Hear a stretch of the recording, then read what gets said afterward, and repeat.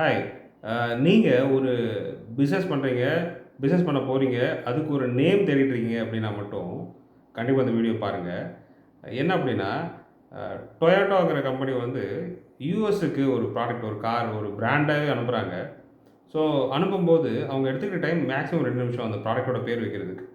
அப்ப எப்படி டேபிள்ல வைக்கிறாங்க அப்படின்னா, லெக்ஸஸ் எல்இ சரிங்களா? எல்இஎக்ஸ்யூஎஸ் லெக்ஸஸ் அவ்வளோதான் முடிஞ்சுச்சு. அப்ப இது எப்படி ஸ்டாண்ட் பை பண்றாங்கன்னா, எல்இனா luxury. Luxury, EX stands for export. US stand for united states முடிஞ்சுச்சு அவ்வளோதான். ஸோ இது எடுத்துக்கிற டைம் வந்து ஜஸ்ட் 2 மினிட்ஸ். ஆனா அவங்க ஸ்டாண்ட் பண்ணது ப்ராடக்ட்ட. 2வது சர்வீஸ. அந்த குவாலிட்டிய. ஸோ ஒரு நேம்ல வந்து பிசினஸ் ஹோல்ட் ஆகும் அப்படின்னு எதுவுமே கிடையாது. ஆக்சுவலா எதுல ஹோல்ட் ஆகும் அப்படின்னா, நீங்க குடுக்குற குவாலிட்டில தான் ஹோல்ட் ஆகும். உங்க பிசினஸ் பிக்கப் ஆகும்.